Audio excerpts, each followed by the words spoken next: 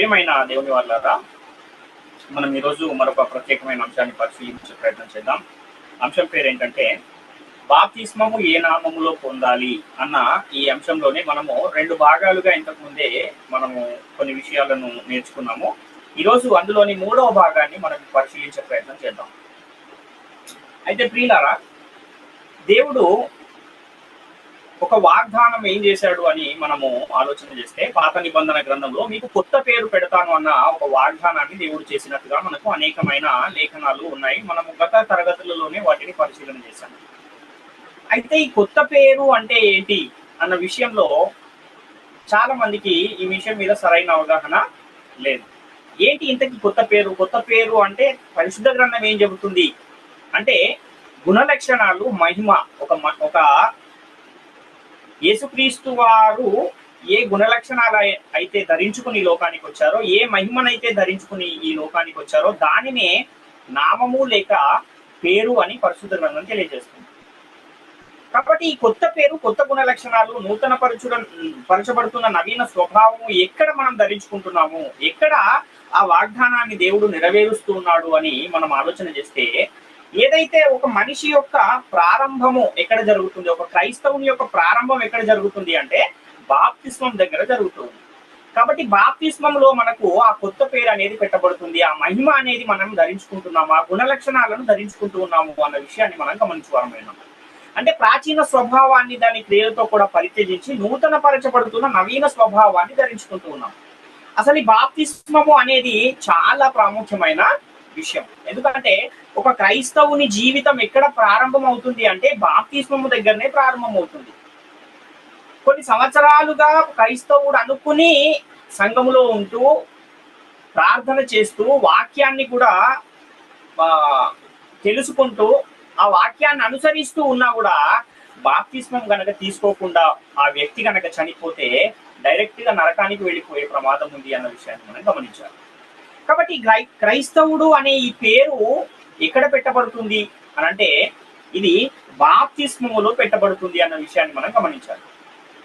అసలు బాప్తిస్మం అంటేనే ఏంటి అని అంటే, బాప్తిస్మం అన్న పదానికి ముంచబడుట లేక పాతి పెట్టబడుట లేక సమాధి చేయబడుట అన్న అర్థము మనకు ఈ బాప్తిస్మము అన్న ఈ పదానికి ఉన్న అర్థము అన్న విషయాన్ని మనం గమనించాలి.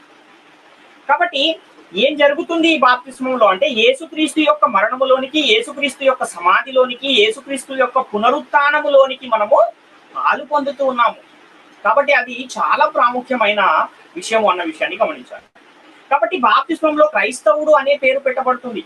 క్రైస్తవుడు లేక క్రైస్తవులు అంటేనే అర్థం ఏంటంటే క్రీస్తును ధరించుకున్న వారు, క్రీస్తు స్వభావాన్ని కలిగిన వారు, క్రీస్తు పోలికలో సృష్టింపబడిన నవీన స్వభావమును ధరించుకున్నవారు అన్న అర్థం.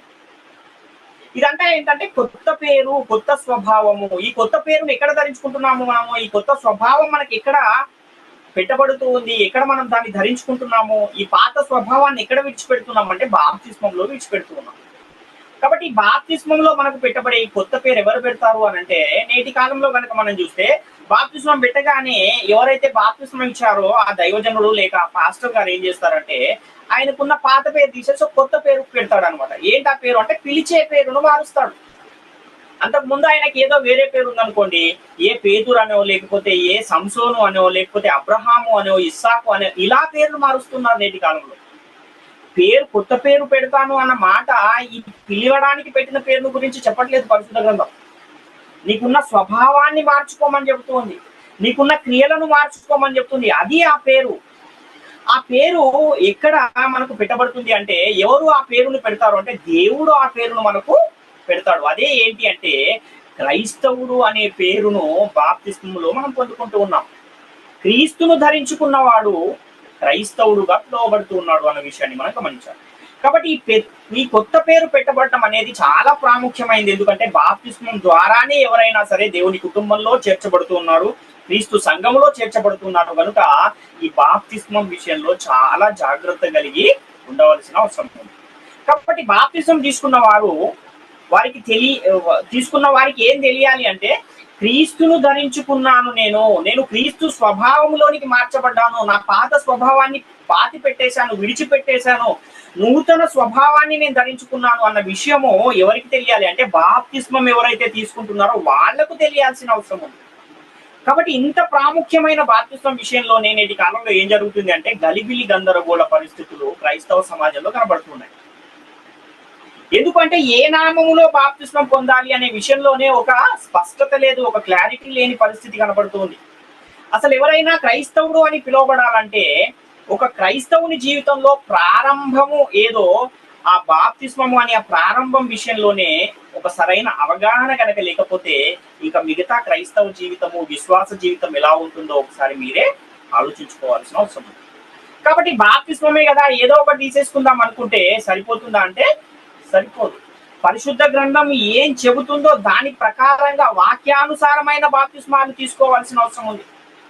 ఒకవేళ తీసుకున్న బాప్తిస్మం సరైనది కాకపోతే యేసుక్రీస్తు మరణంలోను సమాధిలోను పునరుత్థానంలోను పాలివారే కాని పరిస్థితి ఉంది అన్న విషయం మనకు అర్థమవుతే అప్పుడు జాగ్రత్తగా ఈ బాప్తిస్మాన్ని గురించి మొదట మనం తెలుసుకుని ఆ తర్వాత బాప్తిస్మం తీసుకునే ఒక పరిస్థితి ఉంటుంది. కానీ అంత జాగ్రత్తగా ఆలోచించి జాగ్రత్తగా దానిని విశ్లేషించి దాని గురించి తెలుసుకుని బాప్తిస్మం తీసుకుంటున్న వారు ఎంతమంది ఉన్నారు నేటి కాలంలో అంటే చాలా తక్కువ మంది మనకు కనబడతారు. కాబట్టి బాప్తిస్మం తీసుకున్న వారి యొక్క విశిష్టత ఏంటి, అసలు వాళ్ళు ఎక్కడికి వస్తున్నారు అని మనం ఆలోచిస్తే వాళ్ళు యెరూషలేము అనే పట్టణమునకు పరలోకపు పట్టణమునకు వస్తున్నారు. వేవేల కొలది దూతల యొద్దకు వస్తున్నారు. పరలోకమందు రాయబడి ఉన్న జ్యేష్ఠుల సంఘము యొద్దకు వస్తూ ఉన్నారు. అందరి న్యాయాధిపతి అయిన దేవుని యొద్దకు వస్తున్నారు. సంపూర్ణ సిద్ధి పొందిన నీతిమంతుల ఆత్మల యొద్దకు క్రొత్త నిబంధనకు మధ్యవర్తి అయిన యేసు వద్దకు వీళ్ళందరూ వస్తున్నారు అని పరిశుద్ధ గ్రంథం చెబుతుంది. హెబ్రీ పత్రిక 12వ అధ్యాయం 22 నుంచి 24 వచనాల్లో ఈ విషయాలన్నీ కూడా వ్రాయబడి ఉన్నాయి. కాబట్టి దేవుడు ఏమనుకుంటూ ఉన్నాడు అంటే దేవుని యొక్క ఆలోచన ఎలా ఉంది అంటే ఆయన మనుషులందరూ కూడా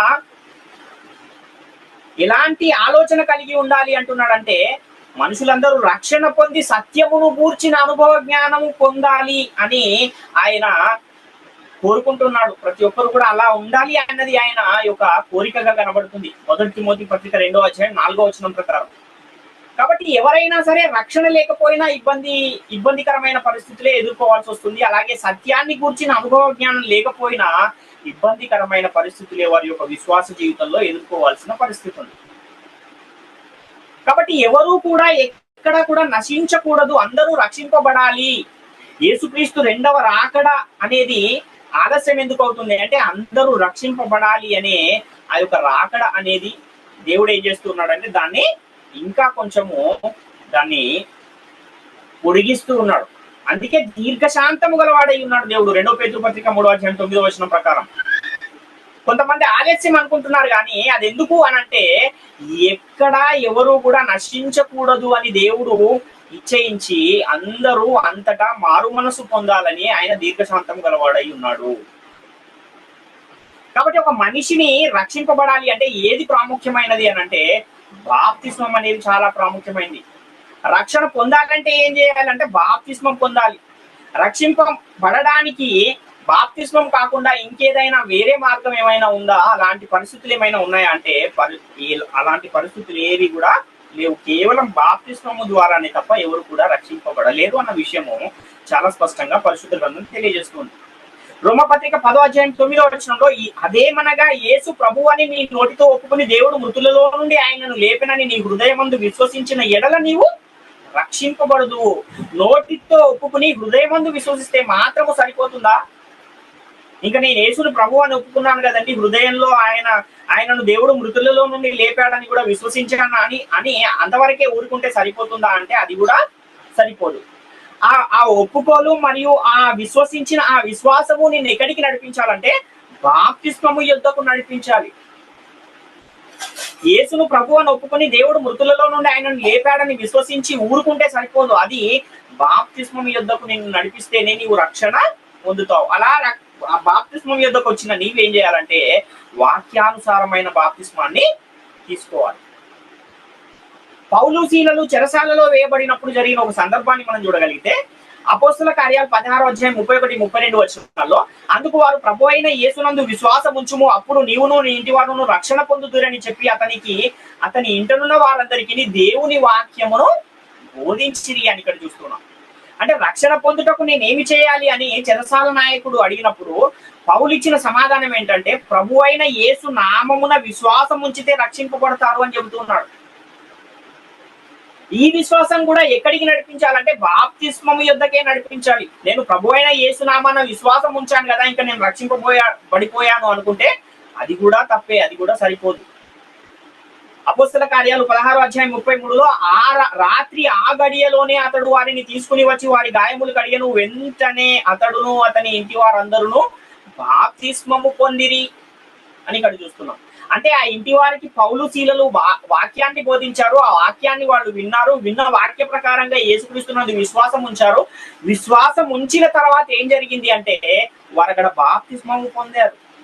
కాబట్టి ఎవరైనా సరే మొదట విశ్వాసం వినాలి, వాక్యాన్ని వినాలి, విన్న తర్వాత విశ్వాసం వస్తుంది.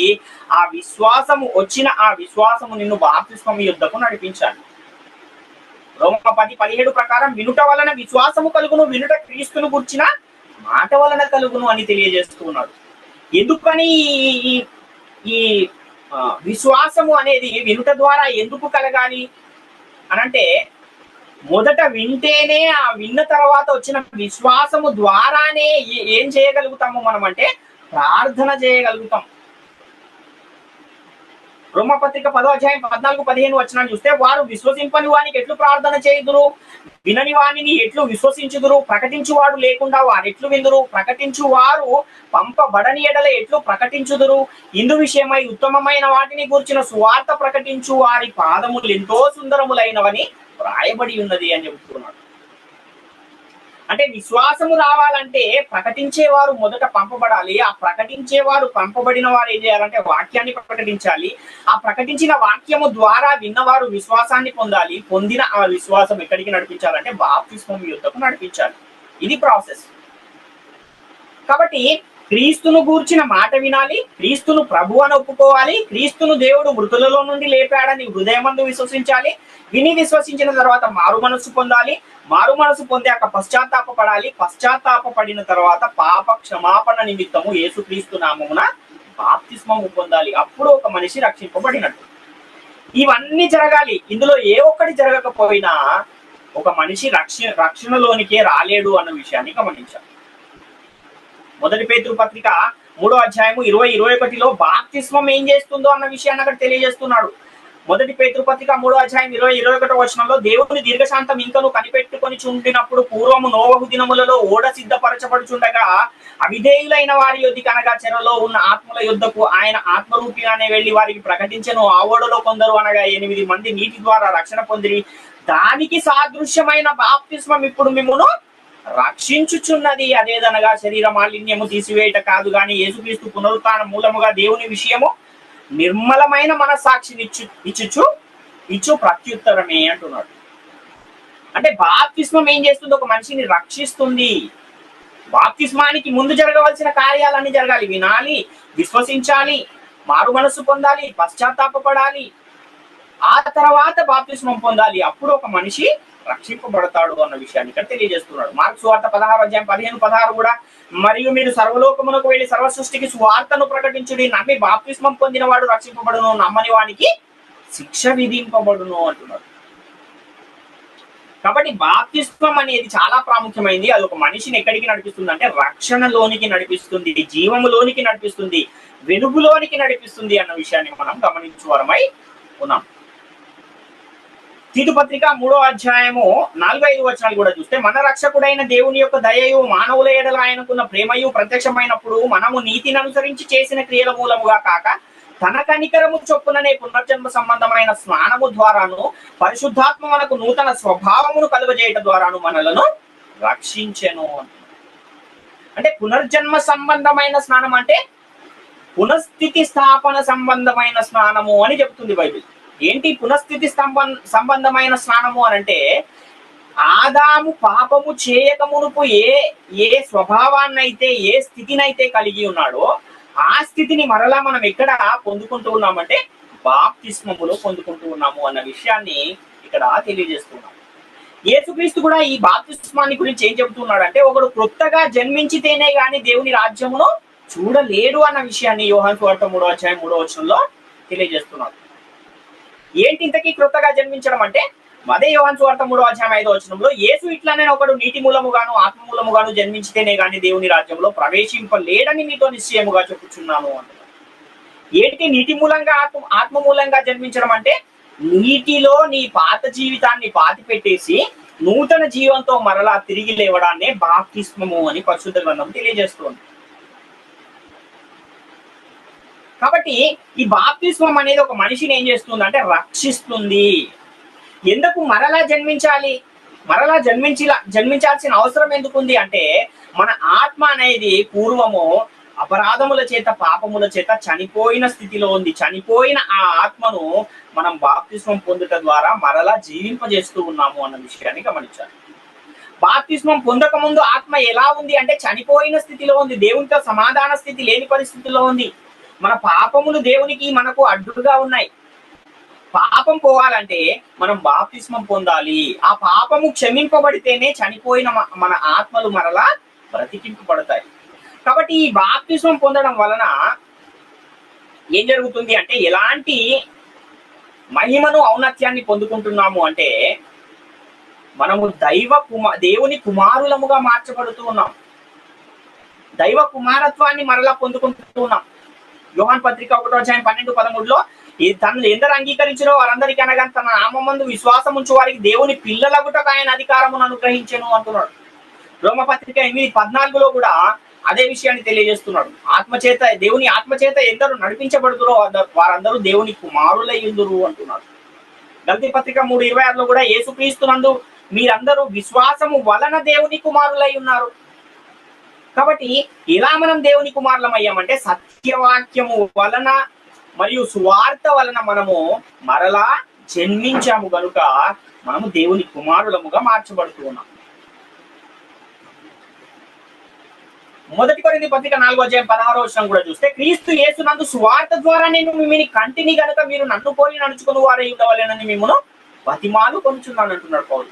యాకోబు పత్రిక 1:18 కూడా అదే విషయాన్ని తెలియజేస్తున్నాడు. సత్యవాక్యము వలన మనలను తన సంకల్ప ప్రకారము కనెను అన్నమాట అక్కడ కనబడుతుంది. కాబట్టి దేవుని కుమారులముగా మనము మార్చబడుతూ ఉన్నాం. గలతీ పత్రిక 4:6 రోమపత్రిక 8:16-17 ఏం జరుగుతుంది బాప్తిస్మం వలన అంటే, మనము దేవుని కుమారులముగా మార్చబడుతూ ఉన్నాము. దైవ కుమారత్వాన్ని మరలా పొందుకుంటూ ఉన్నాము అన్న విషయాన్ని గమనించాలి. కాక ఎవడైనాను క్రీస్తునందున్న ఎడల వాడు నూతన సృష్టి, పాతవి గతించెను ఇవిగో కృతవాయెను. 2 కొరింథీ పత్రిక 5:17 ప్రకారం. కాబట్టి బాప్తిస్మం పొందిన తర్వాత మనము ఎక్కడి నుంచి ఎక్కడికి వస్తున్నామంటే, మరణములో నుండి జీవములోనికి దాటుతూ ఉన్నాము. చీకటిలో నుండి ఆశ్చర్యకరమైన ఆయన వెలుగులోనికి మనము పిలువబడిన వారముగా పరిశుద్ధ గ్రంథం తెలియజేస్తుంది. మొదటి పేతురు పత్రిక 2:9-10 ప్రకారం.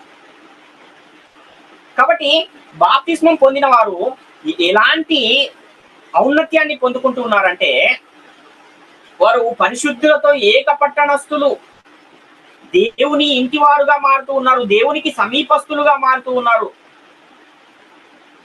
ఒకే శరీరముగా వాళ్ళు యూదులతోనూ ఇశ్రాయేలీలతోనూ సహపౌరులుగా మార్చబడుతూ ఉన్నారు అన్న విషయాన్ని మనకు ఎఫెసీ పత్రికలో 2:15-19 వరకు మనం చూస్తే ఈ విషయాలన్నీ కూడా అక్కడ వ్రాయబడి ఉన్నాయి. కాబట్టి బాప్తిస్మం పొందిన వారు ఏమేం పొందుకుంటున్నారంటే, పరలోకములో దేవుని కుటుంబంలో చేర్చబడుతున్నారు, ప్రభువగు ఆత్మ ద్వారా ఆపోలికగానే మార్చబడుతున్నారు, పరలోక పౌరస్థితిని కలిగిన వారుగా మార్చబడుతున్నారు, తమ జీవాన్ని క్రీస్తుతో కూడా దేవుని యందు దాచుకున్న వారిగా మార్చబడుతున్నారు, పరలోకమందు క్రీస్తుతో కూడా కూర్చుండు వారుగా ఉంటూ ఉన్నారు, సజీవమైన రాళ్ల వలె ఉండి ఆత్మ సంబంధమైన మందిరాలుగా కట్టబడుతూ ఉన్నారు, ఆత్మ సంబంధంగా దేవుని నివాస స్థలముగా ఉండడానికి కట్టబడుతూ ఉన్నారు, తేజోవాసులైన పరిశుద్ధుల స్వాస్థ్యములో పాలివారుగా ఉన్నారు, దేవుని కుమారుని రాజ్య నివాసులుగా ఉన్నారు, దేవుని పోలికగా సృష్టింపబడిన నవీన స్వభావమును ధరించుకుంటున్నారు. ఇంకా అనేకమైన విషయాలు పరిశుద్ధ గ్రంథం తెలియజేస్తుంది బాప్తిస్మం పొందిన వారి యొక్క పరిస్థితి. కాబట్టి ఇంతటి మహిమకు మనము వారసులము ఎప్పుడు అవుతున్నాము అంటే బాప్తిస్మం పొందినప్పుడు. ఇంత మహిమను మనకిచ్చే బాప్తిస్మం విషయంలో మరి మనం ఎంత జాగ్రత్త కలిగి ఉండాలంటే చాలా జాగ్రత్త కలిగి ఉండాల్సిన అవసరం ఉంది. కాబట్టి బాప్తిస్మం తీసుకునే విషయంలో చాలా కన్ఫ్యూజన్ అనేది ఉంది. అపవాది ఏం చేస్తున్నాడంటే బాప్తిస్మాలు అయితే తీసుకోండి కానీ అవి మిమ్మల్ని పరలోకానికి చేర్చకూడదు అన్న ఉద్దేశంతో బాప్తిస్మానికి సంబంధించిన వాక్యాన్ని కూడా ఏం చేస్తున్నాడంటే కలిపి చెరిపి పాడు చేస్తూ అనేకులను నాశనానికి తీసుకుని వెళ్తున్న పరిస్థితులు మనకు కనబడుతున్నాయి. అసలు బాప్తిస్మం ఏ నామములో తీసుకోవాలి అన్న ఆ ప్రశ్నకు మనము సమాధానాన్ని ఈ రోజు వెతికే ప్రయత్నం చేద్దాం. అంటే బైబిల్ గ్రంథము బాప్తిస్మం విషయంలో ఏం చెబుతుంది అంటే ఏ నామములో బాప్తిస్మం పొందమని పరిశుద్ధ గ్రంథము తెలియజేస్తుంది అన్న ఈ విషయాన్ని మనం తప్పనిసరిగా తెలుసుకోవాల్సిన అవసరం ఉంది. యేసుక్రీస్తు మృతులలో నుండి లేచిన తర్వాత శిష్యులను తన దగ్గరికి పిలిచి ఏం చెబుతున్నాడంటే తండ్రి యొక్కయు కుమారుని యొక్కయు పరిశుద్ధాత్మ యొక్క నామములోనికి మీరు బాప్తిస్మం ఇచ్చుచు సమస్త జనులను నా శిష్యులుగా చేయండి అని యేసుక్రీస్తు వారు తన శిష్యులతో చెప్పిన మాటలు మనకు మత్తయి సువార్త 28వ అధ్యాయం 18 నుంచి 20 వచనాల్లో కనబడతాయి. కానీ అపోస్తలులు మరి తండ్రి యొక్కయు కుమారుని యొక్కయు పరిశుద్ధాత్మ యొక్క నామములోనికి బాప్తిస్మం ఇచ్చారా ఎక్కడైనా అని మనం ఆలోచిస్తే వారు బాప్తిస్మం ఇచ్చిన కొన్ని సందర్భాలు మనకు పరిశుద్ధ గ్రంథంలో కనబడతాయి. మొట్టమొదట పేతురు ప్రసంగం చేసిన తర్వాత ఆయన బాప్తిస్మం పొందమని చెప్తున్నాడు. ఆయన ఏ నామములో బాప్తిస్మం పొందమని చెప్తున్నాడు అన్న విషయాన్ని మనం చూడగలిగితే అపోస్తలుల కార్యాలు 2వ అధ్యాయం 38వ వచనం, పేతురు మీరు మారు మనసు పొంది పాప క్షమాపణ నిమిత్తం ప్రతివాడు యేసుక్రీస్తు నామమున బాప్తిస్మం పొందుడి, అప్పుడు మీరు పరిశుద్ధాత్మానువరము పొందుదురు అంటున్నాడు. అదేంటి యేసుక్రీస్తు ఏమో తండ్రి కుమార పరిశుద్ధాత్మ నామంలో బాప్తిస్మం ఏమన్నాడు కదా, పేతురు ఏంటి ఇక్కడ యేసుక్రీస్తు నామమున బాప్తిస్మం పొందండి అని చెబుతున్నాడు? అంటే ఇక్కడ పేతురు గారు యేసుక్రీస్తు చెప్పినట్టుగా చేయలేదా? ఇంకా మనం చూస్తే అపోస్తల కార్యాలు 8వ అధ్యాయంలో 14 నుంచి 16 వచనాల్లో సమరయ వారు దేవుని వాక్యం అంగీకరించిరని యెరూషలేములోని అపోస్తలులు విని పేతురును యోహానును వారి యుద్ధకు పంపిరి. వీరు వచ్చి వారు పరిశుద్ధాత్మను పొందవలెనని వారి కొరకు ప్రార్థన చేసిరి. అంతకుముందు వారిలో ఎవరి మీదనో ఆయన దిగి ఉండలేదు. వారు ప్రభువైన యేసు నామమున బాప్తిస్మము మాత్రము పొంది ఉండిరి అని ఇక్కడ చూస్తున్నాం. ఇక్కడ కూడా ఏ నామమున పొందారు వీళ్ళు అంటే యేసు నామమున బాప్తిస్మము పొంది ఉండిరి, పొందారు. కొంతమంది అంటున్నారు యేసుక్రీస్తు నామంలో బాప్తిస్మం పొందినట్టు ఎక్కడైనా ఒక్క లేఖనమైనా ఉంటే చూపించండి అని సవాల్ చేసే వాళ్ళు కూడా లేకపోలేదు. మరి వాళ్ళు ఈ వచనం చదివారో లేదో నాకైతే అర్థం కావట్లేదు. వారు ప్రభు అయిన యేసు నామమున బాప్తిస్మం మాత్రం పొంది ఉండిరి అన్న ఈ మాట ఎవరు రాస్తూ ఉన్నారు దీన్ని అంటే పరిశుద్ధాత్మ ప్రేరణతో అపోస్తలులు చెబుతూ ఉన్న మాటలు ఇవి. సమరయ పట్టణంలో ఫిలిప్పు గారు వెళ్ళి అక్కడ వారికి బాప్తిస్మం ఇచ్చిన సందర్భం కనబడుతుంది. అపోస్తల కార్యాలు 8వ అధ్యాయం 12వ వచనంలో, అయితే ఫిలిప్పు దేవుని రాజ్యమును గురించి యేసుక్రీస్తు నామమును గురించి సువార్త ప్రకటించుచుండగా వారతని నమ్మి పురుషులను స్త్రీలను బాప్తిస్మము పొందిరి.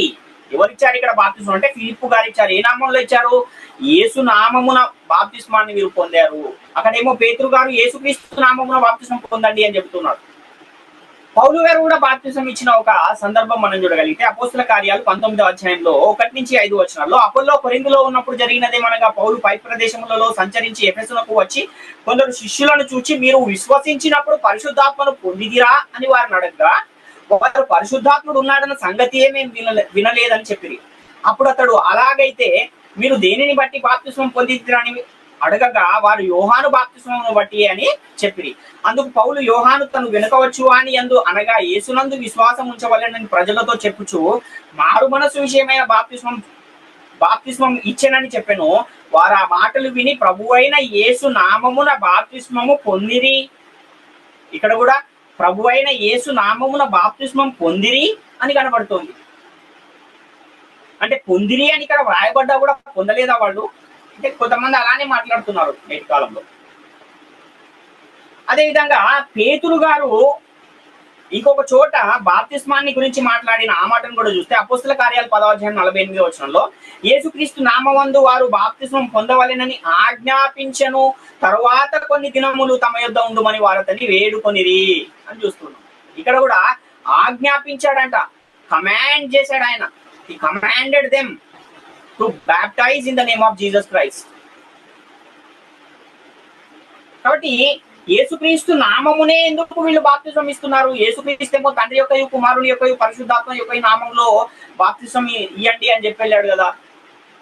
కొన్ని సంఘానికి పత్రికలు రాస్తూ పౌలు గారు ఏం చెబుతూ ఉన్నారు ఆ విషయాన్ని కూడా చూస్తే రోమపత్రిక 6వ అధ్యాయం 3వ వచనంలో క్రీస్తు యేసులోనికి బాప్తిస్మం పొందిన మనం అందరమును ఆయన మరణములోనికి బాప్తిస్మం పొందితేమని మీరు ఎరగరా అని ఇక్కడ చెప్తున్నారు. అంటే పౌలు గారు కూడా నేను యేసుక్రీస్తు నామంలోనికే యేసుక్రీస్తు నామంలో బాప్తిస్మం పొందాను అని చెప్తున్నాడు. ఇక్కడ ఆయన కన్ఫర్మ్ చేస్తున్న విషయం. పౌలు గారు కూడా క్రీస్తు యేసులోనికే బాప్తిస్మం పొందాను అంటున్నాడు. పొందిన మనమందరము అంటున్నాడు. అంటే ఆయనను కూడా అందులో కలుపుకొని చెబుతున్న మాట ఇది. గలతీ పత్రిక 3వ అధ్యాయం 27వ వచనంలో క్రీస్తులోనికి బాప్తిస్మం పొందిన మీరందరూ క్రీస్తును ధరించుకొని ఉన్నారు అని ఇక్కడ కూడా పౌలు గారే గలతీ సంఘానికి పత్రిక రాస్తూ చెబుతున్నారు. అంటే యేసుక్రీస్తేమో తండ్రి యొక్కయు కుమారుని యొక్కయు పరిశుద్ధాత్మ యొక్కయు నామంలో బాప్తిస్మం పొందండి అని చెప్తే అపోస్తలులేమో యేసుక్రీస్తు నామంలో బాప్తిస్మం పొందండి అని చెబుతున్నారు. బాప్తిస్మం పొందారు అని కొంతమంది గురించి రాయబడింది. నేను కూడా యేసుక్రీస్తు నామంలోనే బాప్తిస్మం పొందానని స్వయంగా పౌలు గారే చెబుతున్న ఒక సాక్ష్యం మనకి ఇక్కడ కనబడుతుంది. ఇంతకీ యేసుక్రీస్తు చెప్పింది చేయాలా లేక అపోస్తలు చెప్పింది చేయాలా? ఏంటి ఈ విధంగా ఉంది ఏంటి? ఒక చోట ఒక విధంగా ఇంకో చోట ఇంకొక విధంగా ఒకదానికొకటి వ్యతిరేకంగా వ్రాయబడినట్టుగా కనబడుతున్నాయి ఏంటి వచనాలు అని మనం ఆలోచిస్తే, యేసుక్రీస్తు బోధలో నిలిచి ఉండి యేసుక్రీస్తు చెప్పినట్టుగా తండ్రి కుమార పరిశుద్ధాత్మ నామంలోనే బాప్తిస్మం ఇయ్యమని చెప్పాడు కనుక తండ్రి కుమార పరిశుద్ధాత్మ నామంలోనే బాప్తిస్మం ఇయ్యడమే సరైనది అని కొంతమంది వాదించేవారు కూడా లేకపోతే. అయితే మనం ఇక్కడ ఆలోచన చేస్తే అపోస్తలులు చెప్పిన మాటలు యేసుక్రీస్తు మాటలు కాదా? ఈ విషయాన్ని మనము గత తరగతిలోనే నేర్చుకున్నాం.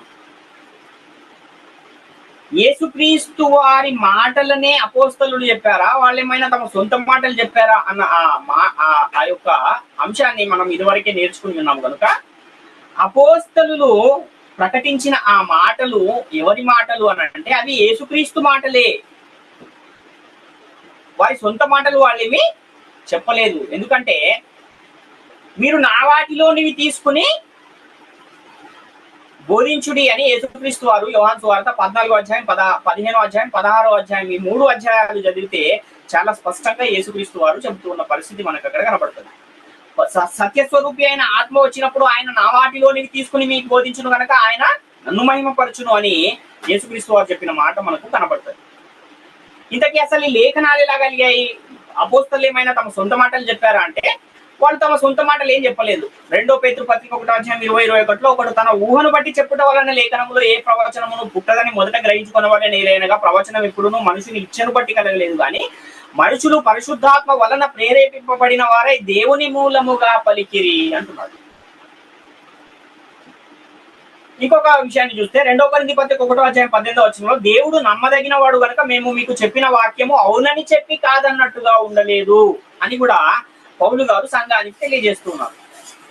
2వ కొరింథీ పత్రికలోనే 1వ అధ్యాయము 19వ వచనాన్ని చూస్తే మా చేతను అనగా నా చేతను సిల్వాను చేతను తిమోతి చేతను మీలో ప్రకటింపబడిన దేవుని కుమారుడగు యేసుక్రీస్తు అవునని చెప్పి కాదను వాడై ఉండలేదు కానీ ఆయన అవునను వాడై ఉన్నాడు అని ఇక్కడ పౌలు గారు చెబుతున్నారు. అంటే ఇక్కడ వాక్యమేమో పరిశుద్ధాత్మ ప్రేరణ వలన దేవుని మూలంగా కలిగింది, దేవుడు నమ్మదగిన వాడు అని చెబుతూ ఉన్నారు. అపోస్తలుడు చెప్పిన వాక్యం కూడా అవునని చెప్పి కాదన్నట్టుగా ఉండలేదు అని చెబుతున్నారు. యేసుక్రీస్తు కూడా అవునని చెప్పి వాడై ఉన్నాడు కానీ కాదను వాడై ఉండలేదు అని చెబుతున్నారు. అంటే బైబిల్ గ్రంథములో ఒక చోట తండ్రి యొక్కయు కుమారుని యొక్కయు పరిశుద్ధాత్మ యొక్కయు నామంలోనికి బాప్తిస్మం ఇయ్యుడి అని ఉంది, ఇంకో చోటేమో యేసుక్రీస్తు నామంలో బాప్తిస్మం పొందుడి అని ఉంది. మరి ఎందుకలా ఒక లేఖనానికి ఇంకొక లేఖనం వ్యతిరేకంగా ఉన్నట్టుగా కనబడుతుంది? ఎందుకలా ఉంది అన్న ఈ విషయాన్ని మనం ఇప్పుడు ఈరోజు పరిశీలించి తెలుసుకునే ప్రయత్నం చేద్దాం. అయితే 2 చోట్ల కూడా నామములోనికి బాప్తిస్మము ఇయ్యుడి అని యేసుక్రీస్తు వారు చెప్పారు. ఈయన కూడా యేసుక్రీస్తు నామములో మీరు బాప్తిస్మము పొందండి అని పేతురు గారు చెప్పారు. యేసుక్రీస్తు నామములో బాప్తిస్మం పొందిరి అని కూడా మనము ఇంతవరకు చాలా లేఖనాలు చూసాం. కాబట్టి ఇక్కడ ఆ తండ్రి కుమార పరిశుద్ధాత్మ అనే ముగ్గురిని గురించి ప్రస్తావిస్తూ కూడా ఏకవచనమే ప్రయోగించబడింది. నామములోనికి అంటున్నాడు తప్ప నామములలోనికి అని చెప్పట్లేదు. ఇక్కడ కూడా యేసుక్రీస్తు ఒక్కరే ఉన్నాడు కాబట్టి యేసుక్రీస్తు నామములోనికి అని వీళ్ళు కూడా చెప్తున్నారు. అంటే అసలు ఈ నామము అంటే ఏంటో మనకు అర్థమైతే అసలు ఏ నామంలో బాప్తిస్మం ఇవ్వాలి అన్న విషయం మనకు అర్థమయ్యే అవకాశం ఉంది. ఈ విషయాన్ని కూడా ఇంతకు ముందే మనము నేర్చుకున్నాం కనుక అసలు ఈ నామం అంటే ఏంటి అంటే మహిమ లేక స్వభావము లేక గుణలక్షణాలు అన్న విషయము మనము పరిశీలించాం. యేసుక్రీస్తు ఏం చెప్పాడంటే తండ్రి యొక్కయు కుమారుని యొక్కయు పరిశుద్ధాత్మ యొక్కయు నామంలోనికి బాప్తిస్మం ఇవ్వండి అని చెప్పి వెళ్ళాడు. అంటే ఇక్కడ మనకి ఏమర్థం కావాలంటే తండ్రి నామం ఏంటి, కుమారుని నామం ఏంటి, పరిశుద్ధాత్ముని నామం ఏంటి అన్న విషయం మనకు అర్థం కావాల్సిన అవసరం ఉంది. అయితే తండ్రి మహిమ ఏంటి, తండ్రి స్వభావం ఏంటి, తండ్రి గుణ లక్షణాలు ఏంటి, అలాగే కుమారుని మహిమ ఏంటి, కుమారుని నామం ఏంటి, కుమారుని స్వభావం ఏంటి, కుమారుని గుణ లక్షణాలు ఏంటి, అలాగే పరిశుద్ధాత్ముని మహిమ ఏంటి, పరిశుద్ధాత్ముని స్వభావం ఏంటి, పరిశుద్ధాత్ముని గుణ లక్షణాలు ఏంటి, ఈ విషయాలు మొదట మనం తెలుసుకోవాల్సిన అవసరం ఉంది. ఇవి అర్థమవుతే అప్పుడు ఏ నామంలో బాప్తిసం పొందాలన్న విషయం అర్థమవుతుంది. అయితే ఎప్పుడు ఈ విషయం మనకు అర్థమవుతుంది అంటే నామం అంటే ఏంటో తెలిస్తే ఈ విషయాలన్నీ మనకు అర్థమవుతాయి.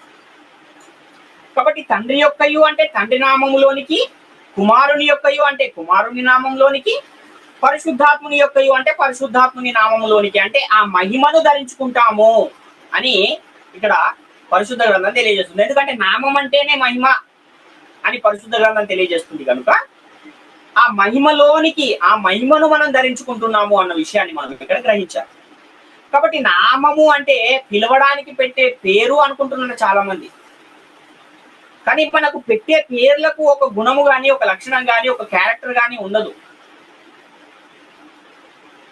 ఎందుకంటే ఇప్పుడు ఉదాహరణకి నా పేరు శంకర్, నా పేరు ఈ శంకర్ అనే పేరుకి ఏం లక్షణం ఉంది, ఏం గుణం ఉంది, ఏం స్వభావం ఉంది అంటే ఆ పేరు మా తల్లిదండ్రులకు నచ్చింది కాబట్టి వాళ్ళు పెట్టారు. ప్రతి ఒక్కరి విషయంలో కూడా అదే జరుగుతుంది. కానీ పరిశుద్ధ గ్రంథంలో మాత్రం పెట్టే కొన్ని పేర్లకు ఏముంది అంటే ఒక స్వభావం ఉంది, ఒక లక్షణం ఉంది, ఒక గుణం ఉంది కనుకనే ఆ పేర్లు పెట్టబడ్డాయి. దేవుడు గాని, యేసుక్రీస్తు గాని, పరిశుద్ధాత్ముడు గాని కలిగి ఉన్న ఒక్కొక్క పేరుకి ఒక్కొక్క మహిమ ఉంది, ఒక్కొక్క స్వభావం ఉంది, ఒక్కొక్క గుణలక్షణం ఉంది. ఈ ఈ ఈ లక్షణాన్ని, ఈ స్వభావాన్ని, ఈ మహిమను ఆ పేర్లు, ఆ నామము అనేది సూచిస్తుంది అన్న విషయాన్ని గమనించాలి. క్రీస్తుకు పెట్టబడిన యేసు అనే పేరుకు అర్థం ఏంటి అంటే రక్షకుడు అన్న అర్థం ఉంది. ఎందుకు? యేసుక్రీస్తు రక్షించేవాడు గనుక, ఆయన రక్షకుడు గనక ఆయనకు యేసు అన్న పేరు పెట్టబడింది. క్రీస్తు అంటే అర్థం ఏంటి అంటే అభిషిక్తుడు అన్న అర్థం ఉంది. కాబట్టి మనం అనుకోకుండా వారు కొంతమంది చేసే పనులను బట్టి కొంతమందికి కొన్ని పేర్లు పెడుతూ ఉంటాం. ఇప్పుడు ఉదాహరణకి మన ఇంట్లో ఒక ఆయన వచ్చేదో వస్తువుని ఎవరు చూడట్లేదు కదా అని తీసుకుని వెళ్ళిపోతున్నాడు అనుకోండి, పట్టుకుని వెళ్ళిపోతూ ఉంటే మనము సడన్ గా అది చూస్తే ఏమని పిలుస్తాం ఆయన్ని, ఆయన పేరు మనకు తెలీదు. అప్పుడు ఏమంటామంటే దొంగ దొంగ దొంగ అని అరుస్తాం. ఎందుకని దొంగ అని అరుస్తున్నామంటే ఆయన చేసిన ఆ పనిని బట్టి, ఆయన చేసిన ఆ క్రియను బట్టి ఆ వ్యక్తిని మనము దొంగ అని పిలుస్తున్నాం. ఎందుకంటే ఆ చేసిన ఆ పనిని బట్టి, ఆయనకున్న ఆ స్వభావాన్ని బట్టి ఆయనకు ఒక పేరుని మనము పెట్టాం. ఒక్కొక్కసారి ఏమంటామంటే వీడు తిండిపోతురా అంటుంటాం. ఎందుకని అంటే ఎక్కడికి వెళ్ళినా ఏదో ఒకటి తింటూనే ఉంటారు కొంతమంది. అలాంటి వారిని ఏమంటూ ఉంటాం అంటే తిండిపోతు అంటూ ఉంటాం. అంటే మామూలుగా ఎంత తినాలో అంత తినే వారిని తిండిపోతూ అంటామా అంటే అనం. ఎప్పుడు చూసినా ఏదో ఒకటి తింటూనే ఉంటారు చూడండి, అలాంటి వారిని ఏమంటామంటే తిండిపోతూ అంటూ ఉంటాం. అలాగని తిండిపోతూ అనేది ఆయనకు వారి తల్లిదండ్రులు పెట్టిన పేరా అంటే కాదు. అలాగే కొంతమంది ఎప్పటికీ పుస్తకాలనే చదువుతూ ఉంటారు. కొంత టైం దొరికింది అంటే ఏదో ఒక పుస్తకాన్ని ముందేసుకుని కూర్చుంటారు. అలాంటి వారిని ఏమంటామంటే పుస్తకాల పురుగురా బాబు వీడు అని కూడా అప్పుడప్పుడు మనం వారికి అంటూ ఉంటాం. ఎందుకంటే వారు ఆ చదివే స్వభావము వాళ్ళకు ఉంది కాబట్టి ఆ స్వభావాన్ని బట్టి వారికి మనము ఒక పేరును పెడుతూ ఉన్నాం. ఈ విషయాలు మనము ఏదో మనం అనుకున్నది చెప్తే సరిపోతుంది అనుకుంటే బైబిల్లో కూడా నామము, పేరు అన్న ఆ దానిని గురించి అసలు ఏం రాయబడి ఉంది అన్న విషయాన్ని కూడా మనం ఒకసారి పరిశీలించవలసిన అవసరం. నామము అంటే మహిమ లేక గుణలక్షణాలు అని పరిశుద్ధ గ్రంథంకు చాలా స్పష్టంగా తెలియజేస్తుంది. మనం కనుక పరిశీలన చేయగలిగితే నిర్గమకాండంలో 34వ అధ్యాయంలో 4 నుంచి 6 వచనాలను మనము జాగ్రత్తగా పరిశీలించే ప్రయత్నం చేద్దాం.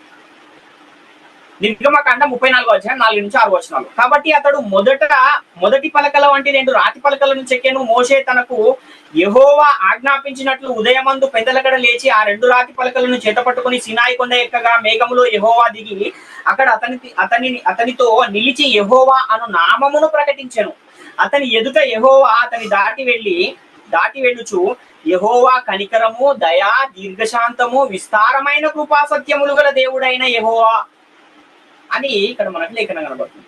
అంటే సీనాయి కొండ మీద మేఘంలో యెహోవా దిగి అక్కడ యెహోవా అను నామాన్ని ప్రకటన చేస్తున్నాడు. ఎవరికి అంటే మోషే గారికి. ఏం ప్రకటన చేస్తున్నాడు నామము అనంటే యెహోవా కనికరము, దయ, దీర్ఘశాంతము, విస్తారమైన కృపాసత్యములు గల దేవుడైన యెహోవా అని ప్రకటించాడు. అంటే నామాన్ని ప్రకటిస్తున్నాను అనేమో పైన చెప్పాడు, కింద చూస్తేనేమో ఇక్కడ దయా, దీర్ఘశాంతము, విస్తారమైన కృపాసత్యములు అనేవి మనకు కనబడుతున్నాయి. కాబట్టి ఈ యెహోవా కనికరము గలవాడు, యెహోవా దయగలవాడు, యెహోవా దీర్ఘశాంతము గలవాడు, యెహోవా విస్తారమైన కృపాసత్యములు గలవాడు అన్న అర్థము ఈ యొక్క లేఖనాన్ని చూస్తే మనకు అర్థమవుతుంది. కాబట్టి ఇవన్నీ ఏంటి అంటే యెహోవాకున్న గుణలక్షణాలు, ఆయన కలిగి ఉన్న స్వభావము, ఆయన కలిగి ఉన్న నామము అన్న విషయము మనకి ఇక్కడ అర్థమవుతుంది. అదేవిధంగా నిర్గమకాండం 33 అధ్యాయం 18, 19 వచనాలు కూడా చూస్తే అతడు దయచేసి నీ మహిమను నాకు చూపమనగా ఆయన నా మంచితనం అంతయు నీ ఎదుట కనపరచదను, యెహోవా అను నామమును నీ ఎదుట ప్రకటించదను, నేను కరుణించువాని కరుణించదను, ఎవని యందు కనికరపడేదను వాని యందు కనికరపడేదను అనెను అని ఇక్కడ చూస్తున్నాను. మోషే యెహోవాతో ఏం చూపమన్నాడు అంటే మహిమను చూపమన్నాడు. మరి ఇక్కడ దేవుడు ఏం చెప్తున్నాడు ఆయనకి మహిమను చూపమంటే? యెహోవా ఏం చూపిస్తున్నాడు అంటే నామమును ప్రకటించాను అని చూస్తున్నాం. అంటే మహిమే నామము అన్న విషయం ఇక్కడ మనకు అర్థమవుతుంది. ఏంటిది ఆ యెహోవా ప్రకటించిన ఆ నామము లేక ఆ మహిమ అని అంటే మంచితనము, కరుణ, కనికరము అనేది నా నామము, నా మహిమ అని ఇక్కడ యెహోవా మోషేతో చెబుతూ ఉన్న పరిస్థితి మనకు కనబడుతుంది. అదేవిధంగా నిర్గమకాండములో 3వ అధ్యాయము 13 నుంచి 15 వచనాలు కూడా మనం చూడగలిగితే మోషే చిత్తగించుము, నేను ఇశ్రాయేలీయుల యొద్దకు వెళ్లి వారిని చూచి మీ పితరుల దేవుడు మీ యొద్దకు నన్ను పంపెనని వారితో చెప్పగా వారు ఆయన పేరేమని అడిగిన ఎడల వారితో నేను ఏమి చెప్పవలెను అని దేవుని అడిగాను. అందుకు దేవుడు నేను ఉన్నవాడను అనువాడనై ఉన్నానని మోషేతో చెప్పాను, మరియు ఆయన ఉండునను వాడు మీ యొద్దకు నన్ను పంపెను అని నీవు ఇశ్రాయేలీలతో చెప్పవలెను అనేను. మరియు దేవుడు మోషేతో ఇట్లా నేను మీ పితరుల దేవుడైన యెహోవా అనగా అబ్రహాము, ఇస్సాకు, యాకోబు దేవుడునైన యెహోవా మీ యొద్దకు నన్ను పంపేనని నీవు ఇశ్రాయేలీలతో చెప్పవలెను, నిరంతరము నా నామం ఇదే, తరతరములకు ఇది నా జ్ఞాపకార్థ నామము అని ఇక్కడ చూపిస్తుంది. ఇక్కడ కూడా నేను ఎవరు పంపారు అని ఒకవేళ ఇశ్రాయేలీలు నన్ను అడిగితే నేను ఏం చెప్పాలి అని మోషే దేవుడిని అడిగినప్పుడు దేవుడు మోషేకి ఏం చెబుతున్నాడు అంటే అక్కడ పిలిచే పేరుని చెప్పట్లేదు, ఆయనకున్న స్వభావము, ఆయనకున్న క్యారెక్టర్ ని చెబుతున్నాడు. ఏంటది అని అంటే ఉండునను వాడు మీ యొద్దకు నన్ను పంపెను అంటున్నాడు. ఉండునను వాడు అనేది ఏంటి? అది ఒక లక్షణము, ఒక స్వభావము, ఒక మహిమ. కాబట్టి నామము అంటే మహిమ, గుణలక్షణాలు, స్వభావము, మహిమ అన్న విషయము మనకి ఇక్కడ చాలా స్పష్టంగా అర్థమవుతుంది. యేసుక్రీస్తు వారిని గురించి కూడా వ్రాయబడిన ఒక మాట చూస్తే మత్తయి సువార్త 1:21 వచనంలో తన ప్రజలను వారి పాపముల నుండి ఆయనే రక్షించును కనుక ఆయనకు యేసు అను పేరు పెట్టుదు అనేను అని ఇక్కడ చూస్తున్నాం. ఎందుకని యేసు అన్న పేరు పెట్టబడింది అనంటే యేసు అను శబ్దమునకు రక్షకుడు అని అర్థము అని ఫుట్ నోట్ లో మనకు కనబడుతుంది. కాబట్టి ఆయన కలిగి ఉన్న ఒక లక్షణాన్ని బట్టి ఆయనకి పేరు పెట్టబడింది. అదే విధంగా 1 పేతురు 2:9 వచనంలో అయితే మీరు చీకటిలో నుండి ఆశ్చర్యకరమైన తన వెలుగులోనికి మిమ్మల్ని పిలిచిన వాని గుణాతిశయములను ప్రచురము చేయు నిమిత్తం ఏర్పరచబడిన వంశమును, రాజులైన యాజక సమూహమును, పరిశుద్ధ జనమును, దేవుని సొత్తైన ప్రజలను అయ్యున్నారు అంటున్నాడు. అంటే మిమ్మల్ని పిలిచిన వాని గుణాతిశయములను ప్రచురం చేయాలి అంటున్నాడు. ఏంటి గుణాతిశయములు? అక్కడ స్టెఫెన్ ఏం ప్రకటించాడు వారి యుద్ధ అంటే యేసుక్రీస్తు నామమును ప్రకటించాడు అని ఉంటది. ఇక్కడ ఈయనేమంటున్నాడు? గుణాతిశయములు అంటున్నాడు. అంటే గుణాతిశయములు అన్నా నామం అన్నా ఒకటే అన్న విషయాన్ని మనం ఇక్కడ గమనించాలి. అపోస్తల కార్యాలు 6వ అధ్యాయం 3వ వచనంలో, కాబట్టి సహోదరులారా, ఆత్మతోనూ జ్ఞానముతోనూ నిండుకొని మంచి పేరు పొందిన 7 మనుషులను మీరు ఏర్పరచుకొనుడి, మేము వారిని పనికి నియమితుము అని ఇక్కడ చూస్తున్నాం. అంటే పని ఎక్కువైపోయింది, అన్ని పనులు మేమే చేయాలంటే కుదరట్లేదు కనుక ఒక 7 మంచి పేరు పొందిన వారు అంటున్నాడు. మంచి పేరు అంటే పిలిచే మంచి పేరు కాదు, సమాజంలో వారికి ఉన్న మహిమ, వారికి ఉన్న స్వభావము, వారికి ఉన్న గుణలక్షణాలు మంచి పేరు అన్న మాటతో ఇక్కడ తెలియజేస్తున్నాం.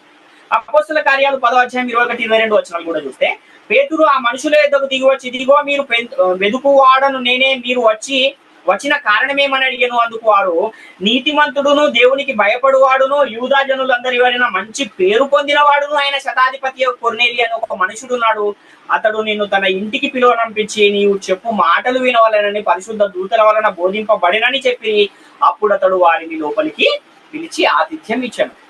ఇక్కడ కొర్నేలిని గూర్చి వచ్చిన ఆ దూతలు ఏం చెబుతున్నారంటే, యూదా జనులందరి వలన మంచి పేరు పొందిన వాడు, నీతిమంతుడు, దేవునికి భయపడువాడు అయిన కొర్నేలి అంటున్నారు. అంటే ఈ భయపడేదేంటి? ఒక గుణం. అదేవిధంగా జనులందరి వలన మంచి పేరు పొందడం అనేది అది కూడా ఏంటి? ఒక గుణం. నీతిమంతుడు అనేది కూడా ఏంటంటే ఒక గుణం. కాబట్టి ఈ గుణ లక్షణాలే పేరు, నామము, మహిమ అన్న విషయము మనకి ఇక్కడ అర్థమవుతుంది. రోమపత్రిక 9వ అధ్యాయం 17వ వచనం కూడా చూస్తే, మరియు లేఖనము ఫరోతో ఇలాగూ చెప్పాను, నేను నీ యందు నా బలమును చూపుటకును నా నామము భూలోకమందంతటా ప్రచురమగుటకును అందునిమిత్తమే నిన్ను నియమించి తిని అని ఇక్కడ చూస్తున్నాం.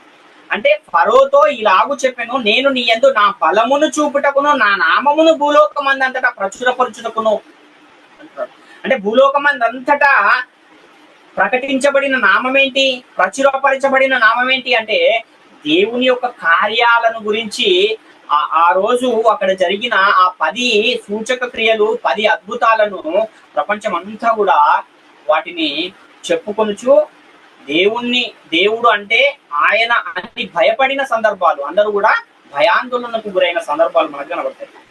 ఆ విషయం మనకు నిర్గమకాండం 9వ అధ్యాయం 16, 17 వచనాల్లో ఆ విషయం మనకు కనబడుతుంది.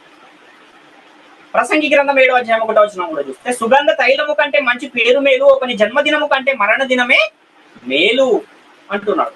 అంటే పేరు లేక నామము అంటే ఏంటి అంటే మహిమ, స్వభావము, గుణలక్షణాలు అన్న విషయము మనకి ఇక్కడ అర్థమవుతుంది. కాబట్టి యేసుక్రీస్తు వారు ఏం చెప్పారంటే, తండ్రి యొక్కయు కుమారుని యొక్కయు పరిశుద్ధాత్మ యొక్కయు నామములోనికి బాప్తిస్మం పొందండి అని చెప్పాడు. ముగ్గురు కలిగి ఉన్న మహిమ సమానమైన మహిమ, ముగ్గురు కలిగి ఉన్న నామము కూడా సమానమైన నామము, ముగ్గురు కలిగి ఉన్న నామం కూడా సమానమైన నామము, ముగ్గురు కలిగి ఉన్న గుణలక్షణాలు కూడా ఎలాంటివి అంటే సమానమైన గుణలక్షణాలను ముగ్గురు కలిగి ఉన్నారు అన్న విషయాన్ని మనం గమనించాలి.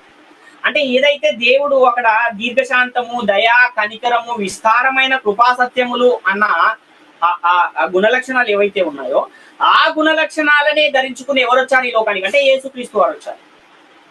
అదే కనికరము, దయా, దీర్ఘశాంతము మరియు విస్తారమైన కృపాసత్యములు అన్న అవే గుణ లక్షణాలను ధరించుకుని మళ్ళీ ఎవరు వచ్చారు యేసుక్రీస్తు వెళ్ళిన తర్వాత అంటే పరిశుద్ధాత్ముడు వచ్చారు. కాబట్టి ఈ స్వభావము, ఈ మహిమ, ఈ గుణ లక్షణాలే నామము అని పరిశుద్ధ గ్రంథము తెలియజేస్తుంది. కాబట్టి తండ్రి కలిగి ఉన్న నామం ఏంటి, యేసుక్రీస్తు కలిగి ఉన్న నామం ఏంటి, పరిశుద్ధాత్ముడు కలిగి ఉన్న నామం ఏంటి అంటే ఈ ముగ్గురి నామాన్ని కూడా మనము ధరించుకోవాలంటే ఏ నామములో బాప్తిస్మం పొందితే మనం ఈ నామాన్ని ధరించుకుంటాము అన్న విషయాన్ని మనం గమనించాలి. అంటే తండ్రి నామం ఏంటో మనం చూసాము, కనికరము, దయా, దీర్ఘశాంతము, కృపా, సత్యములు గల దేవుడైన యెహోవా, ఉండునను వాడు అని యెహోవా, ఇవన్నీ కనికరించు వారినే కనికరించదను అన్న ఈ లక్షణాలన్నీ కూడా ఎవరు కలిగి ఉన్నారంటే తండ్రి అయిన దేవుడు కలిగి ఉన్నారు. దేవుడు ఏమై ఉన్నాడని పరిశుద్ధ గ్రంథం తెలియజేస్తుంది అంటే దేవుడు ప్రేమయ్యి ఉన్నాడు అని కూడా తెలియజేస్తుంది. కాబట్టి దేవుడు ఏ లక్షణాలైతే గుణ లక్షణాలైతే కలిగి ఉన్నాడో, ఏ మహిమనైతే కలిగి ఉన్నాడో అవన్నీ ఎవరు కలిగి ఉన్నారంటే యేసుక్రీస్తు వారు కూడా కలిగి ఉన్నారు. యేసుక్రీస్తు ఎవరి నామంలో ఈ లోకానికి వచ్చాడని పరిశుద్ధ గ్రంథం తెలియజేస్తుంది అంటే యోహాను సువార్త 5వ అధ్యాయం 43వ వచనం ప్రకారం, నేను నా తండ్రి నామమున వచ్చి ఉన్నాను, మీరు నన్ను అంగీకరింపరు, మరి ఒకడు తన నామమున వచ్చిన వాడిని అంగీకరింతురు అంటున్నారు. అంటే ఏదైతే ఆ గుణలక్షణాలు ఆ స్వభావము ఉందో ఆ స్వభావాన్ని ధరించుకుని యేసుక్రీస్తు వారి లోకానికి వచ్చారు. ఇది మనకు అర్థం కావాలంటే ఒక కలెక్టరు ఒక నోటీస్ జారీ చేశాడు అనుకోండి, ఏదో ఒక పని నిమిత్తము ఒక నోటీస్ ని జారీ చేస్తే ఆ నోటీస్ ని తీసుకుని ఎవరు వస్తారు? కలెక్టర్ అయితే రాడు కదా స్వయంగా, ఆయన ఒక బండ్రోతుని పంపిస్తారు. వచ్చిన ఆ బండ్రోతు ఆ లెటర్ ఒకవేళ చదువుకొని వాళ్ళకి ఇవ్వాలనుకోండి, ఆ చదివేటప్పుడు ఏమని చదువుతాడు ఆయన? బండ్రోతునైనా నేను మీకు ఈ నోటీసు ఇస్తున్నాను అని చెప్తాడా? ఈ జిల్లా కలెక్టర్నైనా నేను మీకు ఈ నోటీసుని ఇస్తున్నాను, దీని ప్రకారంగా మీరు నడుచుకోవాలి అని చెప్తారు. అంటే మాటలేమో కలెక్టర్వి, చెప్తున్నది ఎవరంటే బంట్రోతు. అదే విధంగా ఇక్కడ యేసుక్రీస్తు వారు కూడా తండ్రి యొక్క నామాన్ని, ఆ మహిమను, ఆ స్వభావాన్ని ధరించుకుని వచ్చాడు అన్న విషయాన్ని మనం గమనించాలి. ఒక్కొక్కసారి ఏదైనా కొన్ని కంపెనీస్ లో మనం ఏం చూస్తూ ఉంటామంటే, ఆ కంపెనీలో నిర్ణయాధికారం ఉన్న ఒక వ్యక్తి ఏదో ఒక పెద్ద పని మీద వేరే దేశానికి వెళ్ళాడు అనుకోండి, ఎవరైతే ఆయన తర్వాతి స్థానంలో ఉన్నారో ఆయనకి పవర్ ఆఫ్ అటార్నీ రాసిచ్చి, ఈయనకి నేను చేసే పని ప్రతిదీ కూడా ఈయన చేయొచ్చు అని ఆయనకు ఒక పవర్ ఆఫ్ అటార్నీ రాసిచ్చి వెళ్తారు, అంటే అధికారాన్ని ఇచ్చి వెళ్తారు. ఎలాగైతే ఆయన లేని సమయంలో ఈ వ్యక్తి ఏం చేయొచ్చు అంటే ఆయన చేసే ప్రతి పనిని కూడా ఈయన చేయొచ్చు, ప్రతి నిర్ణయాన్ని కూడా ఈయన తీసుకోవచ్చు. అదే విధంగా యేసుక్రీస్తు వారిని కూడా దేవుడు ఏం చేశాడంటే పవర్ ఆఫ్ అటార్నీ ఇచ్చి లోకానికి పంపించాడు, సమస్త అధికారాన్ని ఆయనకి ఇచ్చి పంపించాడు. అందుకనే మత్తయి సువార్తలో ఇప్పుడు నాకు సర్వాధికారం ఇవ్వబడి ఉన్నది అని యేసుక్రీస్తు వారు చెప్తున్న మాట మనకు కనబడుతుంది. కాబట్టి యేసుక్రీస్తు వారు దేవునితో సమానముగా ఉండుట విడిచిపెట్టకూడని భాగ్యమని ఎంచుకొనలేదు, కానీ ఆయన తను తానే రిక్తునుగా చేసుకుని లోకానికి వచ్చాడు అన్నమాట మనకు ఫిలిప్పీ పత్రికలో కనబడుతుంది. కాబట్టి ఎందులో సమానము యేసుక్రీస్తు వారు దేవునితో అనంటే, ఏవైతే ఈ యొక్క గుణలక్షణాలు, మహిమ, స్వభావము ఏదైతే ఉందో వాటన్నిటిలో కూడా యేసుక్రీస్తు దేవునితో సమానముగా ఉన్నాడు అన్న విషయాన్ని మనం గమనించాలి. కాబట్టి దేవుని స్వరూపి అయ్యున్న యేసుక్రీస్తు మహిమ, అలాగే యేసుక్రీస్తు దేవుని తేజస్సు, ఆయన తత్వం యొక్క మూర్తిమంతము అని పరిశుద్ధ గ్రంథం తెలియజేస్తుంది. 2 కొరింథీ 4:4 ప్రకారము దేవుని స్వరూపి అయి ఉన్న యేసుక్రీస్తు అన్న విషయం మనకు అక్కడ కనబడుతుంది. హెబ్రీ పత్రికలోనేమో దేవుని తత్వము యొక్క మూర్తిమంతమునై ఉన్నాడు యేసుక్రీస్తు అని అక్కడ మనకు కనబడుతుంది. కాబట్టి ఈ లోకానికి వచ్చిన యేసుక్రీస్తు ఎవరి మహిమలో, ఎవరి నామంలో, ఎవరి స్వభావాన్ని ధరించుకుని, ఎవరి గుణలక్షణాలను ధరించుకుని వచ్చాడు అంటే యేసుక్రీస్తు తండ్రి యొక్క గుణలక్షణాలను ధరించుకుని లోకానికి వచ్చాడు. మరి యేసుక్రీస్తు ఈ లోకానికి వచ్చి తన ప్రాణాన్ని పెట్టి తిరిగి లేపబడిన తర్వాత పరలోకానికి వెళ్ళాక మళ్ళీ ఎవరు వచ్చారు అంటే పరిశుద్ధాత్ముడు వచ్చాడు. ఆయన ఎవరి నామంలో వచ్చాడు అనంటే నా నామమున తండ్రి పంపబో ఆదరణకర్త అయిన పరిశుద్ధాత్మ అని యేసుక్రీస్తు వారు చెప్పిన మాట మనకు యోహాను సువార్త 16వ అధ్యాయంలోను 14వ అధ్యాయంలోను కనబడుతుంది. 15:26, 14:26. కాబట్టి ఇక్కడ యేసుక్రీస్తు ఏ గుణలక్షణాలు అయితే కలిగి ఉన్నాడో, ఏ నామాన్ని అయితే కలిగి ఉన్నాడో, ఏ మహిమనైతే కలిగి ఉన్నాడో అదే మహిమను, అదే గుణలక్షణాలను, అదే నామాన్ని పరిశుద్ధాత్ముడు కూడా ధరించుకుని లోకానికి వచ్చాడు అన్న విషయాన్ని మనం ఇక్కడ గమనించాలి. కాబట్టి దేవుని మహిమను, దేవుని స్వరూపాన్ని ఎవరిచ్చారు యేసుక్రీస్తు వారికి అనంటే దేవుడే ఇచ్చాడు. కానీ తన్ను మాత్రము ఆయనకి లోపరుచుకోలేదు, సమస్తాన్ని లోపరిచాడు, కానీ తన్ను తప్ప సమస్తాన్ని లోపరిచాడు అని 1 కొరింథీ పత్రిక 15వ అధ్యాయం 27-28 వచనాల్లో మనకు కనబడుతుంది ఈ మాట. సమస్తాన్ని క్రీస్తు పాదముల క్రింద లోపరిచి ఉంచాడు, కానీ తన్ను తప్ప సమస్తాన్ని లోపరిచాడు అని ఇక్కడ మనకు కనబడుతూ ఉన్నమాట. కాబట్టి దేవుడు సమస్తాన్ని యేసుక్రీస్తుకు లోపరిచాడు, ఆ తర్వాత తన నామాన్ని కూడా ఆయనకి ఇచ్చాడు, తన మహిమను కూడా ఆయనకి ఇచ్చాడు, తన గుణలక్షణాలను కూడా ఆయనకి ఇచ్చి లోకానికి పంపించాడు. దేవునికి ఉన్న మహిమే యేసుక్రీస్తుకుంది, దేవునికి ఉన్న నామమే యేసుక్రీస్తుకుంది, దేవునికి ఉన్న స్వభావమే యేసుక్రీస్తుకుంది.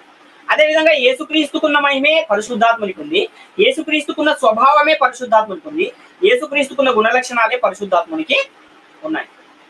కాబట్టి దేవుడు సమస్తాన్ని యేసుక్రీస్తుకి ఏం చేశాడు? అప్పగించాడు. యోహాను సువార్త 13:3లో తండ్రి తన చేతికి సమస్తమును అప్పగించననియు తాను దేవుని యొద్ద నుండి బయలుదేరి వచ్చుననియు దేవుని యొద్దకు వెళ్ళవలసి ఉన్నదనియు యేసు ఎరిగి అని ఇక్కడ చూస్తున్నాం. లూకా సువార్త 10:22లో కూడా సమస్తమును నా తండ్రి చేత నాకు అప్పగింపబడి ఉన్నది, కుమారుడు ఎవడో తండ్రి తప్ప మరెవడును ఎరగడు, తండ్రి ఎవడో కుమారుడు తప్ప కుమారుని ఎవనికి ఆయనను బయలుపరచను ఉద్దేశించునో వాడును తప్ప మరెవడును ఎరగడని చెప్పాను అని చూస్తున్నాం. యోహాను సువార్త 17:10లో కూడా నావన్యు నీవి నీవియు నావి వారి యందు నేను మహిమపరచబడి ఉన్నాను అంటున్నాను. కాబట్టి యేసుక్రీస్తు వారు తండ్రికి కలిగినవన్నీ కలిగి ఉన్నారు, పరిశుద్ధాత్ముడేమో యేసుక్రీస్తుకు కలిగినవన్నీ కలిగి ఉన్నారు. కాబట్టి ముగ్గురు కలిగి ఉన్న నామం ఏంటి అనంటే ఒకటే నామాన్ని కలిగి ఉన్నారు. తండ్రి నామములో తండ్రి మహిమలో వచ్చిన యేసుక్రీస్తు ఎవరి మాటలు చెప్పాడంటే తండ్రి మాటలే చెప్పాడు. ఆ విషయాలు కూడా యోహాను సువార్త 7:17-18 వచనాల్లోను, యోహాను సువార్త 8:26 వచనంలోను, యోహాను సువార్త 14:24 వచనంలోను, యోహాను సువార్త 8:38 వచనంలోను, యోహాను సువార్త 12:49-50 వచనాలలోను ఇక్కడ నేను తండ్రి మాటలనే మీకు తెలియజేయుచున్నాను, తండ్రి ఏదైతే చెప్పమన్నాడో ఆ మాటలే మీకు చెబుతున్నాను అని యేసుక్రీస్తు వారు చెబుతున్నాను. కాబట్టి తండ్రి నామములో తండ్రి మహిమలో వచ్చిన యేసుక్రీస్తు తండ్రి చెప్పిన ప్రకారం చేస్తున్నాడు, తండ్రి క్రియలనే చేస్తున్నాడు. ఎవరు చూడని దేవుణ్ణి యేసుక్రీస్తు వారు బయలుపరుస్తున్నాడు. ఎలా బయలుపరుస్తున్నాడు అంటే ఏ స్వభావాన్ని అయితే కలిగి ఉన్నాడో తండ్రి అదే స్వభావంతో యేసుక్రీస్తు వచ్చాడు కనుక ఆ స్వభావాన్ని కనపరుస్తూ ఆ క్రియలను చేస్తూ ఆ క్రియల ద్వారా తండ్రిని ఈ లోకానికి యేసుక్రీస్తు వారు బయలుపరిచారు. కాబట్టి యేసుక్రీస్తు తండ్రి మహిమలో తండ్రి నామములో తండ్రి స్వభావాన్ని ధరించుకుని ఈ లోకానికి వచ్చాడు. ఈ లోకానికి వచ్చి వెళ్ళిపోయిన తర్వాత పరిశుద్ధాత్ముడు కూడా యేసుక్రీస్తు నామములో యేసుక్రీస్తు మహిమలో యేసుక్రీస్తు స్వభావాన్ని యేసుక్రీస్తు గుణలక్షణాలను ధరించుకుని పరిశుద్ధాత్ముడు వచ్చాడు. అంటే తండ్రి కలిగి ఉన్న మహిమ, యేసుక్రీస్తు కలిగి ఉన్న మహిమ, పరిశుద్ధాత్ముడు కలిగి ఉన్న మహిమ, తండ్రి కలిగి ఉన్న నామము, యేసుక్రీస్తు కలిగి ఉన్న నామము, పరిశుద్ధాత్ముడు కలిగి ఉన్న నామము, ఈ ముగ్గురు కలిగి ఉన్న నామము లేదా గుణలక్షణాలు కూడా ఒక్కటే అన్న విషయాన్ని మనం గమనించాలి. ఒకవేళ తండ్రి కలిగి ఉన్న ఆ యొక్క మహిమ వాల్యూ, ఆ మహిమ యొక్క విలువ ఒకవేళ 10 అని మనం అనుకుంటే అప్పుడు యేసుక్రీస్తు వారు కలిగి ఉన్న నామం విలువ కూడా మహిమ విలువ కూడా ఎంత, స్వభావం విలువ కూడా ఎంత అవుతుందంటే 10 అవుతుంది. అప్పుడు పరిశుద్ధాత్ముడు కలిగి ఉన్న ఆ నామము విలువ, ఆ మహిమ విలువ, ఆ స్వభావం విలువ కూడా ఎంత అవుతుంది? 10 అవుతుంది. కాబట్టి ఇప్పుడు ఈ ముగ్గురు కూడా కలిగి ఉన్న నామము ఒకటే నామం. అంటే తండ్రి యొక్కయు కుమారుని యొక్కయు పరిశుద్ధాత్మ యొక్కయు నామములో బాప్తిస్మం ఇయ్యమని చెప్పి వెళ్ళిన తర్వాత పరలోకము నుండి పంపబడిన పరిశుద్ధాత్ముడు వచ్చి అపోస్తలుల చేత ఏం చెప్పాడంటే యేసుక్రీస్తు నామములో బాప్తిస్మం ఇవ్వమని చెప్పాడు. అయితే ఈ యేసుక్రీస్తు నామములో మీరు బాప్తిస్మం ఇవ్వండి అని చెప్పినప్పుడు వీళ్ళు ఎందుకని యేసుక్రీస్తు వారేమో తండ్రి కుమార పరిశుద్ధాత్మ నామంలో ఏమన్నారు కదా, మరి మీరేంటి ఇలా చెబుతున్నారు అని ఏ ఒక్క అపోస్తలుడైనా పరిశుద్ధాత్మని అడిగారా అంటే ఎవరు కూడా అడగలేదు. ఎందుకని అడగలేదు వాళ్ళు అని అంటే వాళ్ళకి అర్థమైంది నామం అంటే ఏంటో, వాళ్ళకి అర్థమైంది మహిమ అంటే ఏంటో, వాళ్ళకి అర్థమైంది ఈ స్వభావము గుణలక్షణాలు అంటే ఏంటో వాళ్ళకి అర్థమైంది. కాబట్టి వాళ్ళు ఎదురు ప్రశ్న వేయకుండా యేసుక్రీస్తు నామములోనే బాప్తిస్మం ఎందుకు ఇచ్చారంటే యేసుక్రీస్తు నామంలో బాప్తిస్మం ఇస్తే తండ్రి నామంలో ఇచ్చినట్టే, యేసుక్రీస్తు నామంలో బాప్తిస్మం ఇస్తే పరిశుద్ధాత్మని నామంలో కూడా బాప్తిస్మము ఇచ్చినట్టే అన్న విషయం వాళ్ళకి అర్థమైంది కనుక వాళ్ళు మరలా ఎదురు ప్రశ్న వేయకుండా అదే నామంలో బాప్తిస్మాన్ని ఇచ్చినట్టుగా అనేకమైన లేఖన సాక్ష్యాలు మనకు కనబడుతుంది. కాబట్టి ఇంత జాగ్రత్తగా మనము ఒక లేఖనాన్ని ఇంకొక లేఖనంతో మనము సరిపోల్చి పరిశీలించి చదివితేనే ఈ విషయాలన్నీ కూడా అర్థమయ్యే అవకాశం ఉంది. కాబట్టి చాలా ప్రాముఖ్యమైన ఈ బాప్తిస్మము అన్న ఈ విషయంలో మీరు జాగ్రత్త కలిగి నడుచుకొనుచు వాక్య ప్రకారముగా బాప్తిస్మం పొందువారై ఉండాలని మిమ్మల్ని అందరినీ వేడుకొనుచు ఈ నా మాటలు ముగిస్తున్నాను. అందరికీ వందనాలు.